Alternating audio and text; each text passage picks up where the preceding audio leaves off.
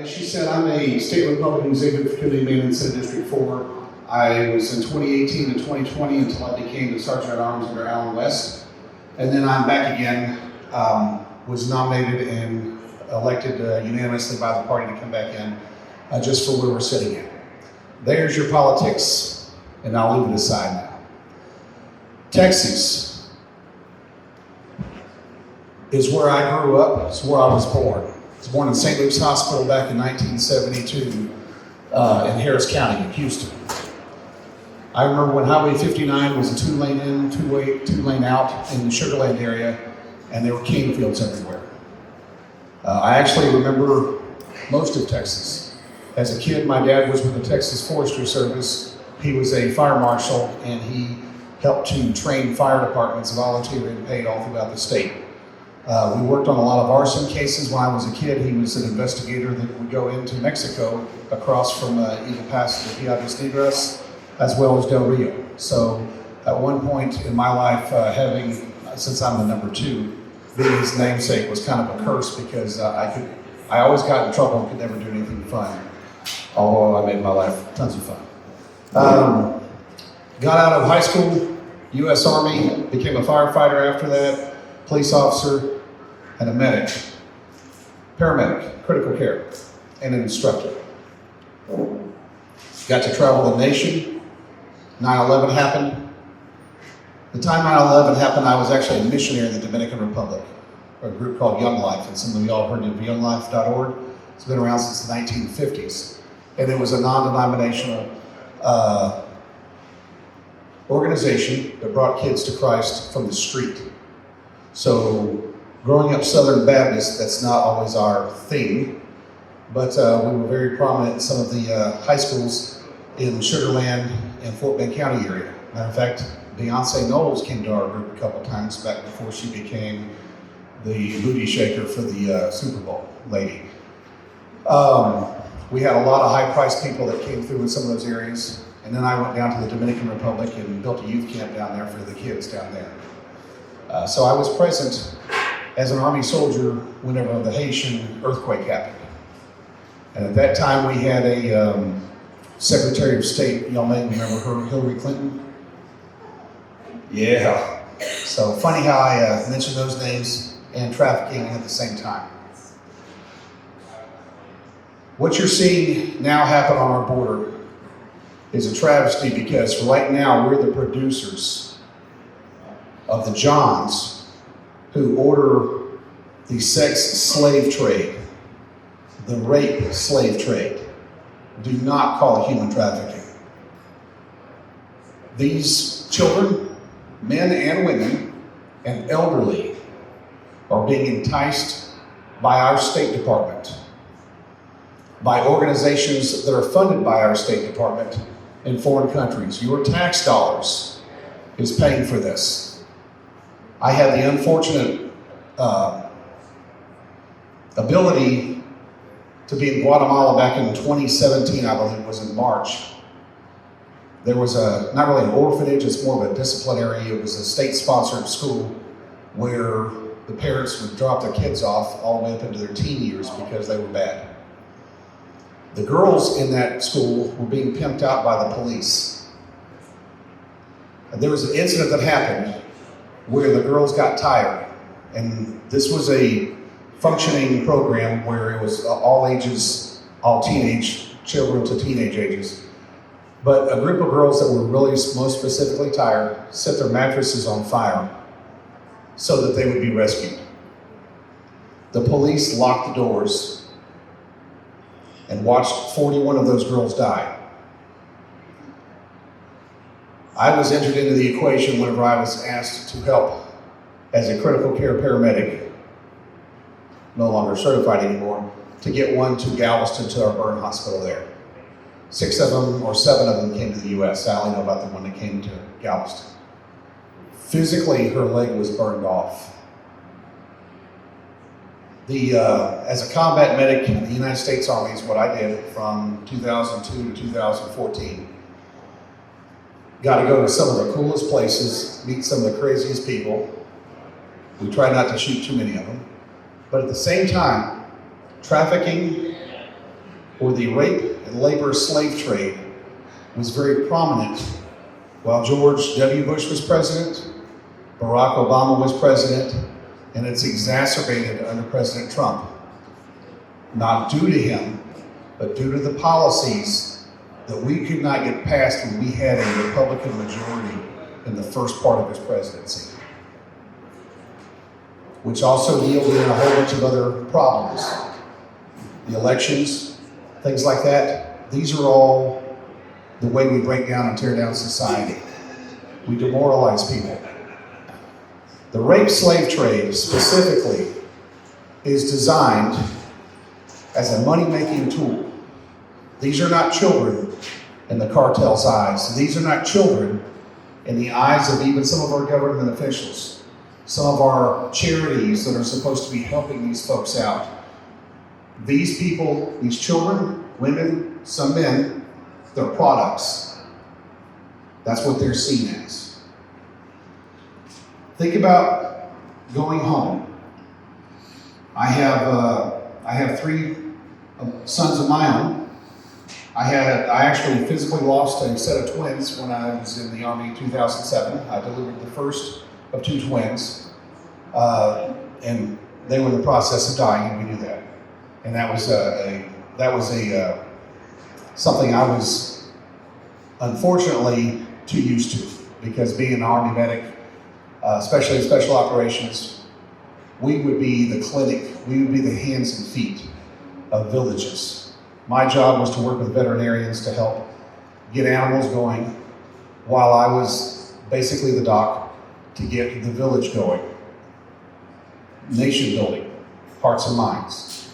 We would win their trust, and we could help spread what I like to call a constitutional republic, because I've always worked with the Constitution in other countries. I've been in 3 civil wars. We're in one right now. The travesty of the labor and rape slave trade is that those people, God's creation, is a product to the other folks out there, whether they're meaning good or they're meaning bad. Catholic Charities makes money off of this daily. Our government spends your money off of this daily. We pay for corruption in other countries, which pays for the movement, the migration of people to illegally enter our country, while they're on the course of trying to make their life better. And not all of them are voluntarily here. Some of them are forced. They are already bought and purchased in Virginia. They are already bought and purchased in Maine. They are already bought and purchased in East Texas, in Houston, Oklahoma, Minnesota. They're not just coming in from the southern border. They're coming into our airports. They're coming in on boat. They're coming in through the northern border.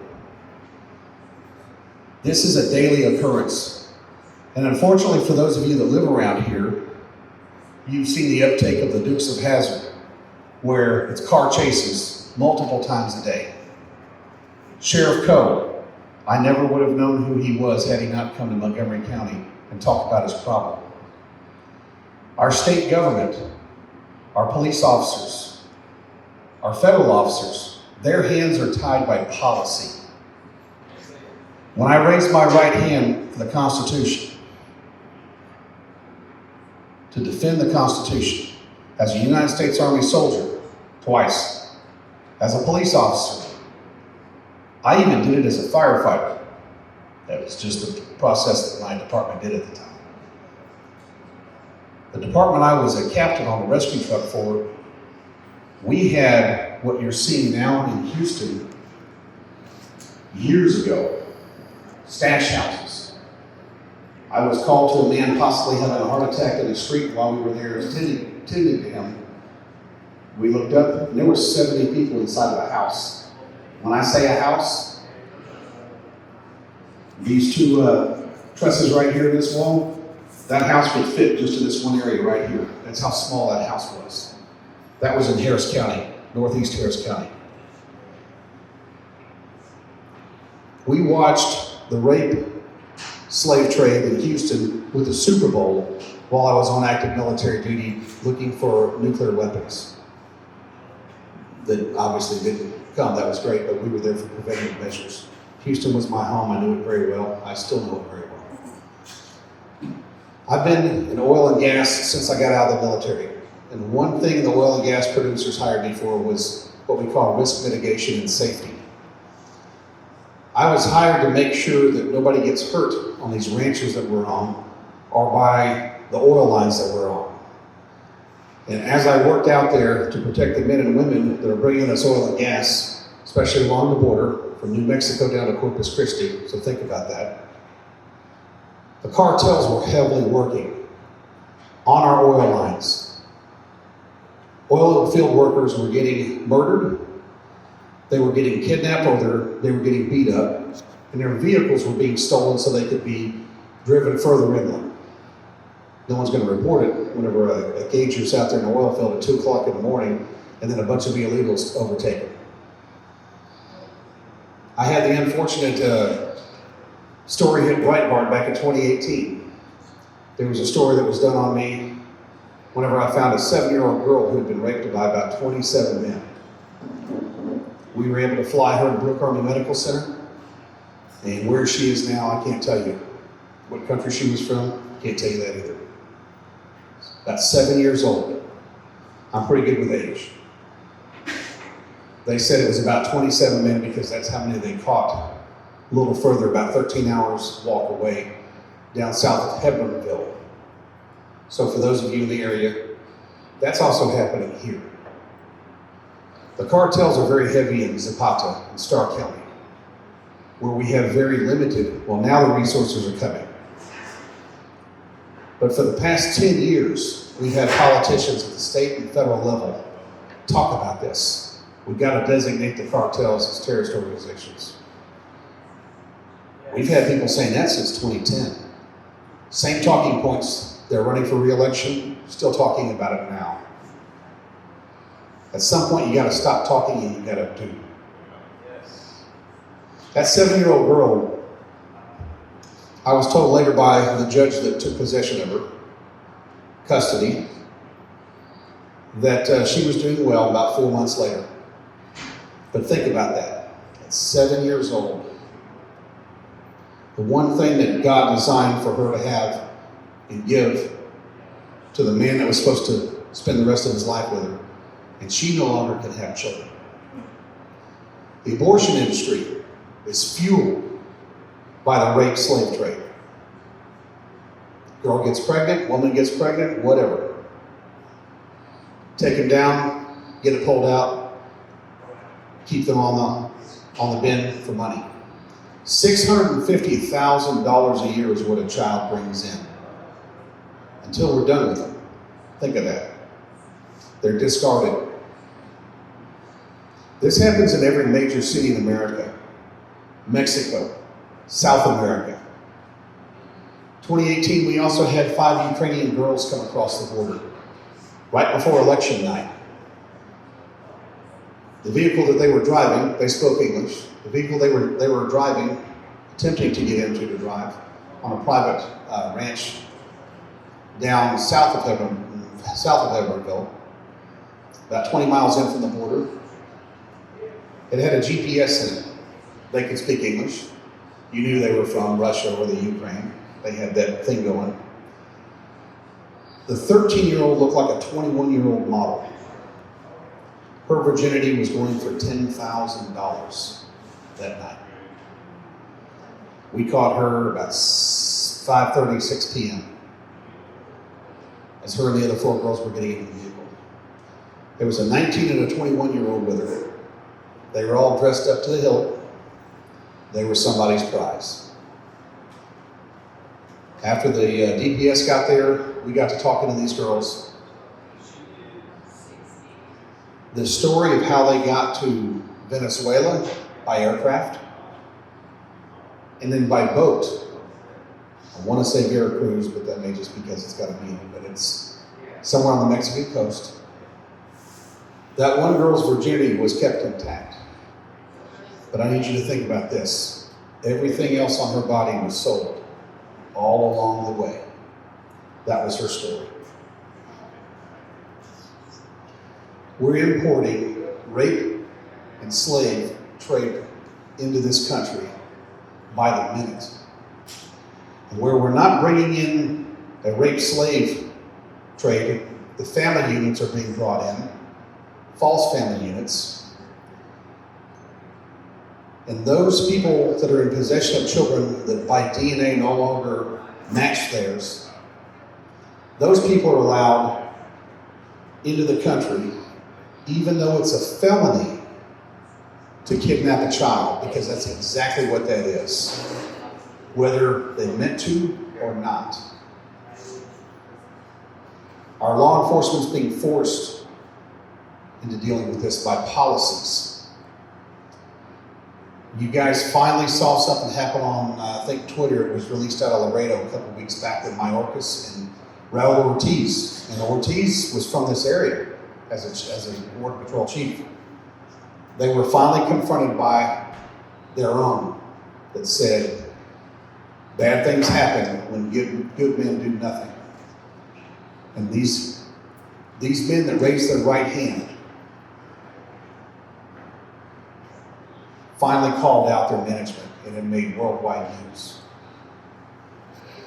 We need to be the voice for our law enforcement when they no longer have their voice. There is no Black Lives Matter. Biden was correct whenever he said that was all that was all a myth, a movement, or whatever. That's exactly what that is. That's an ideology that's implanted to change the freedoms and the liberties of America, of getting here properly.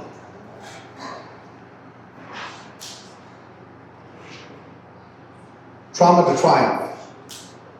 There's not enough going on right now.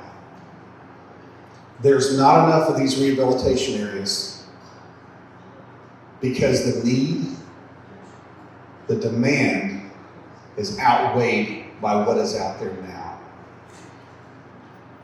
So I know we're towards the end of the bidding, but this is something that you guys need to take out to your friends, pass through your social media. Rehabilitation of what we're seeing coming across while we're trying to defend our borders. Because what is happening is a military action. It is not an immigration problem. What we have is a voting problem. We've brought the wrong people into Congress that haven't done what's on the books for over a century. What you're seeing happening down here, over 100 years ago, General Blackjack Pershing was dispatched by the United States president at that time. And he took care of the problem then. The 20s and 30s, in South Texas, in San Diego, in Freer, Duval County, Laredo, what you're seeing now was happening over 100 years ago and 90 years ago. History is just repeating itself. Back then it was Pancho Villa, now it's the cartels. The cartels, they have a hold on their government. Mexico is a narco-terrorist state. Mexico is also still our #1 trading partner. When Texas rises up, when these rehabilitation ranches start undoing the trauma that's been created, we're going to be able to help Mexico get back on their feet because they've never been on their feet. If they haven't been a narco-terrorist state, they've been a dictatorship. We have countries to the south of there where their leaders are coming and saying, hey, 2018, a friend of mine running for president of Guatemala, and she's right back on the ticket again. She came up here saying, we need help for our country. Bad things are coming. She met with my congressman. She met with my state senator. She met with a U.S. senator. We did nothing. Our elected officials did nothing. And those are just the Republicans. The Democrats are exploiting this.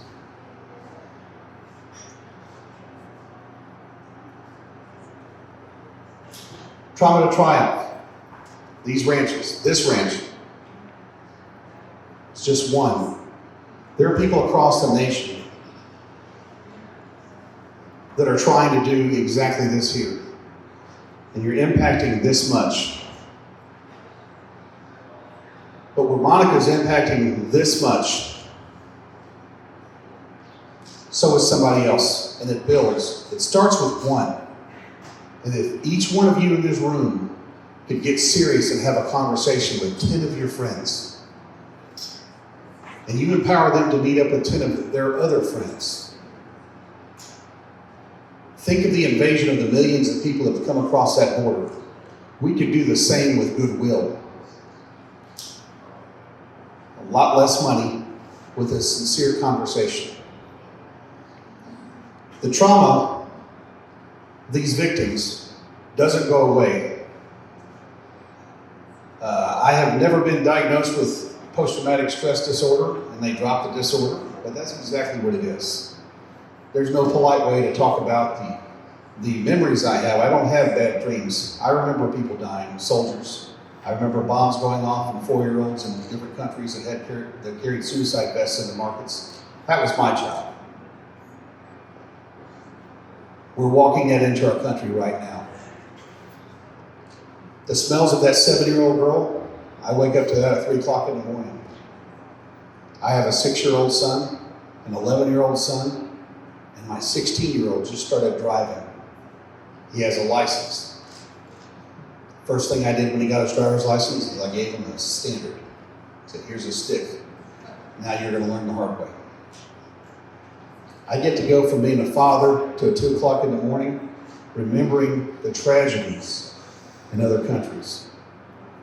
I don't have to go talk to a doctor. I'm not a part of the VA. I refuse that part of socialized medicine run by the government. Because there's people like Monica that'll talk to me for free. There's people like Monica that need your money to help these folks out, whether they're coming from illegally or they're a kid that grew up in CPS. But people don't realize CPS daily, just in Texas by itself, there's 150 kids that get lost in the system every single day. Of that, half are recovered. The other half, we don't know where they're at. They make their ways as runaways to other states. Some of them are locked in hotel rooms. Who knows where the Super Bowl is happening? Is that tomorrow? Super Bowl is the biggest party for the worst perverts in the world. And wherever the Super Bowl is happening, that's where it's going to be. Go on your social media feed. Put in trafficking. Look at Tim Ballard, Operation Underground Railroad, Rescue. Those guys, I've been a fan of Tim Ballard since he left the DHS. Sponsored a couple of his events in Houston. Rented a theater, let people watch his movie. Those people don't talk to me anymore. They can't believe that I would have a film premiere in an AMC theater or an Edwards 24, whatever it was, with 400 or 500 people, and watch a movie about child sex trafficking through the world. That was in 2016 or 2017 I did that. Now my friends are starting to talk to me again. Reluctantly, they're embarrassed that we let this go on for so long and they could have helped.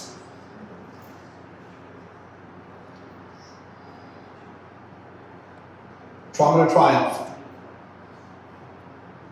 is something that is definitely needed, like I said, on a larger scale. There's people in other states with the same type of ideas. We need to link those folks together. Because this generation of trauma, that if we don't create triumph out of it, these are going to be our voters and our slaves when we get old. I turn 50 at the end of next month. I never thought in a million years I would be talking about the horrors of sex, slave, rape, trafficked children and women. Drove like a bat out of hell up this ranch road to get here. Actually, I went on a different ranch by accident because the gate was open on that guy's ranch. Got about 3 miles in, so oops, turn around.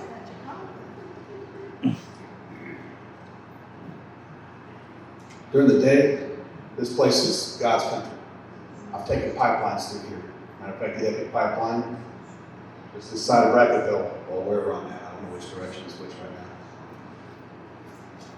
But I've driven the backcountry from New Mexico to Corpus Christi, in between all the roads. I've been through some real hostile area, rocks and such. I've seen some of the most majestic deer and game animals ever, wild game animals ever. This is what I'm supposed to be enjoying going into my 50th year. Not this conversation here. My wife's a school teacher in an elementary school. It's a Title I school. It's half the kids that are in that school are probably illegal aliens or a product thereof. But either way, those kids, once they're on our soil, they're our responsibility. That's our duty from God. You guys think hard. While we get to enjoy this setting here, the purpose is serious. There are good men out there that are doing ungodly things because we depended upon our politicians too much. Now is the time for us to take our country back, take these hearts and minds back that have been severed by this trauma, and stop creating rehabilitation ranches and clinics. Start creating capitalists, start creating mothers, fathers, businessmen, the proper representatives that go to the Capitol to do the right thing. People that lead our churches. I'm friends with 67 different countries. I know people in European Parliament. Sometimes I'm a little scary with people. I've got friends in South America and Central America that are in government. Daily they call. Weekly they call, and sometimes monthly. But we can make a difference.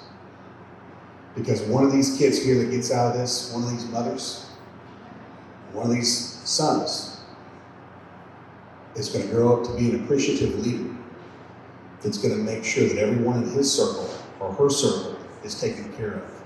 And that's going to start here with Trauma Triumph. So I ask that you dig deep. The online auction, pass that around. Get on your social media feed or text people and say, hey, let's make this a thing. There's more Monicas out there that need to see this successful model, because this is happening in California, in Arizona, in Utah, in Nevada, and in 50 other states, or if you're Barack Obama, 57. But it's happening in countries throughout the world. I have friends in Spain doing the same thing. I have friends in Honduras. So I want to thank you guys, one, for listening, taking a mindful ear. I apologize for being late. Traffic was a killer in Austin and San Antonio. But I travel Texas about 11 times a year, the whole entire state. And I don't do it for fun. When you're looking at your elections, really pick out the person. And as a Republican, it'll surprise you that I say this. Look into the hearts of who you're dealing with. I have a lot of Democrat sheriffs that are friends, and they're doing way more than any Republican legislator that I know of right now. I have Republican sheriffs that are coming over here. Their deputies are coming over here. We need to get the state out of here. Nothing against the DPS. This county, it needs the state's help to raise its own. The next county over, Maverick, Valverde, they need help raising their own. Swing around over to Alpine, Hudspeth, Culberson.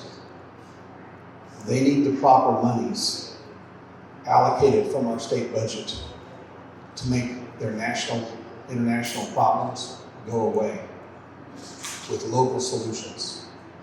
We need to get out of the White House and out of Austin, and we need to start at a grassroots level in every single county.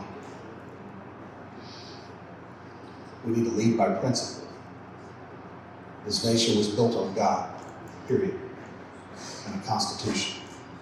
Those are the only two books you need to look at. Thank you guys very much.